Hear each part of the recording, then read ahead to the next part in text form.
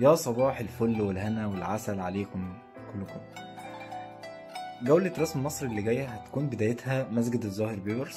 ومين هو الظاهر بيبرس وازاي وصل من سوق الرقيق في دمشق إلى مصر وكان رابع سلطان من المماليك البحرية، وازاي حكموا بعد الدولة الأيوبية، وازاي حموا الإسلام، وازاي طردوا التتار، وحاجات تانية كتير جدا هنعرفها مع بعض في الجولة الجاية إن شاء الله.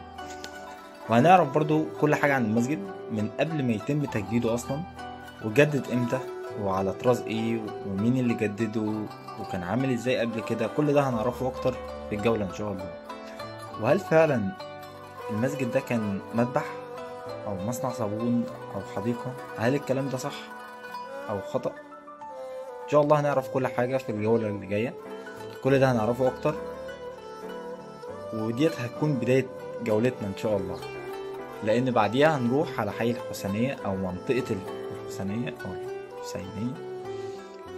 كل ده الجمعة الجاية إن شاء الله 4/8 الساعة 9 الصبح. تابعونا على الصفحة، وجولة ممتعة إن شاء الله. نهاركم سعيد.